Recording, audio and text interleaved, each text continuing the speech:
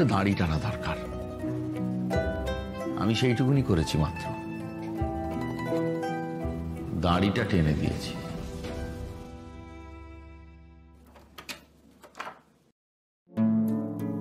Good morning sir. Good morning sir. এখানে আরেকজন patient ঢুকবে, আপনাকে বেড শেয়ার করতে হবে। আমাকে? হসপিটালে তো কেবিন শেয়ার হয়, বেড শেয়ার হয় নাকি? না না, আমি বেড শেয়ার করতে পারবো না। কি না কি রোগ নিয়ে আসবে না, আমি এক বিছানায় শুতে পারবো না, কোনোভাবেই পারবো না। ওনার সেরিব্রাল অ্যাটাক হয়েছে, আর উনি আপনাদের দুজনকেই চেনেন। বলেছেন উনি যে কারোর সঙ্গে বেড শেয়ার করতে পারেন। আমাদের দুজনকেই চেনেন? আমাকে চেনেন? ও তাহলে একটু নিয়ে আসুন ওনাকে, আমি ওনার সাথে বেড শেয়ার করবো। Okay sir. হ্যাঁ,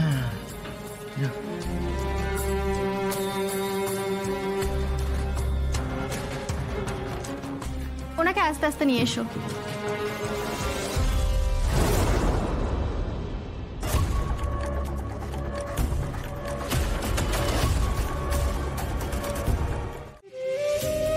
আমি তো শুধু চেয়েছি আমার স্বামী সংসার নিয়ে সুখে শান্তিতে থাকতে।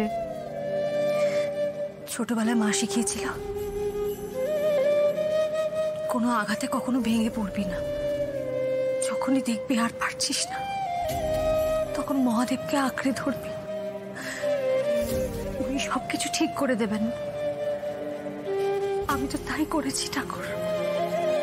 যতবার আঘাত পেয়েছি ততবার তোমার কাছে ছুটে ছুটে এসেছি ঠাকুর, কিন্তু তুমি কিচ্ছু করোনি, কিচ্ছু। আর তুমি ইচ্ছে করে করোনি, আর নয়তো আমাদের বাড়ির ঠিকানা তোমার জানা নেই। কতদিন ঘুমের মধ্যে স্বপ্ন দেখেছে এই বাড়িটা আমাদের নিজের হয়ে গেছে, গৃহপ্রবেশ হচ্ছে, কত লোকজন এসেছে, কত তারিফ হচ্ছে।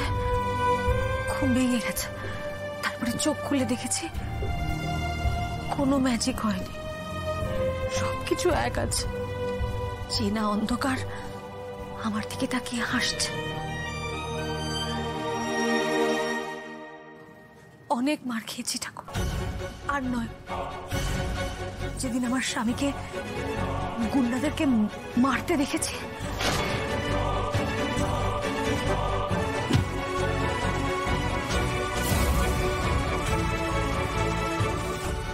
যেদিন ওকে প্রার্থীদের দেওয়ার জিনিস ফেরত দিতে দেখেছি,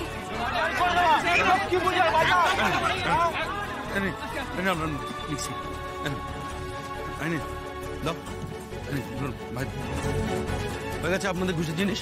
হ্যাঁ, লাগবে না, যান, আপনাদের ঘুষের জিনিস নিয়ে আপনারা চলে যান। ও হ্যাঁ, একটু আগে আপনি বলছিলেন না যে এই জোড়া পুকুরে সৎ মানুষের চাষ হয়, তো আপনি একদম ঠিক কথা বলছিলেন। এখানে সততার চাষ হয়, এখানকার কোনো মানুষকে কেনা যায় না, এটা আপনাকে বলে রাখলাম। এবার আসো। সেই দিনই আমি ঠিক করে নিয়েছি, এই ভগবান দাসকে আমি আগলে রাখব।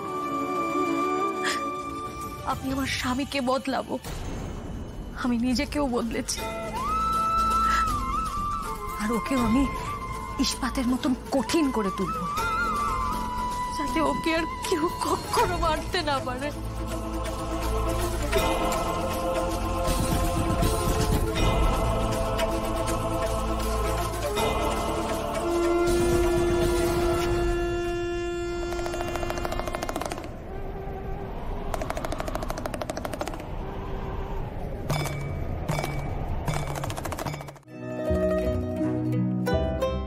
প্রভু,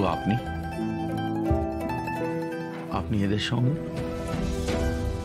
আমি কারোর পক্ষেই নই ভগবান দাস, আমি এই কমে বর্তিতীয়, এই সৃষ্টির ধারক বাহক। আমি তোমাকে বলেছিলাম না, কোনো অন্যায় আমি তোমাকে করতে দেব না, ওদের টাকাও আমি তোমাকে নিতে দেব না।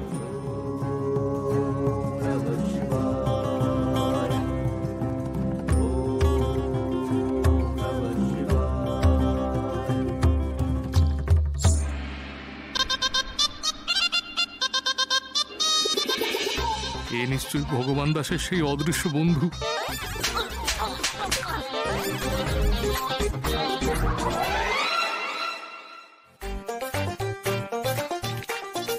আমি কিন্তু এর মধ্যে নেই, আমি কিন্তু এর মধ্যে নেই, আমি কিন্তু এর মধ্যে নেই। এটা আবার কি হলো?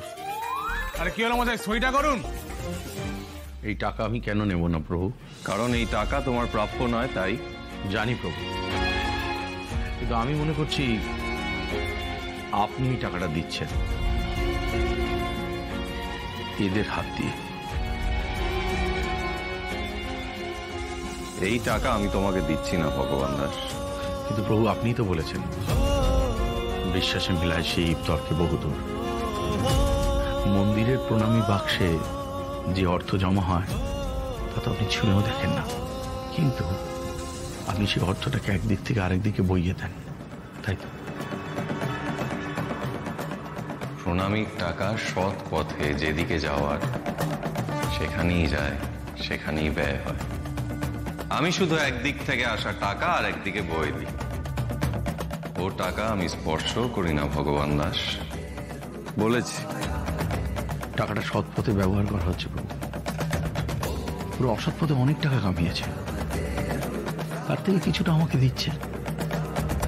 ওরা কিন্তু শুদ্ধ হচ্ছে প্রভু, ঠিক যেমনটা অন্যায়কারী দুর্নীতিগ্রস্তরা আপনার প্রণামী বাক্সে অর্থ দান করে, টাকা দান করে শুদ্ধ হয়।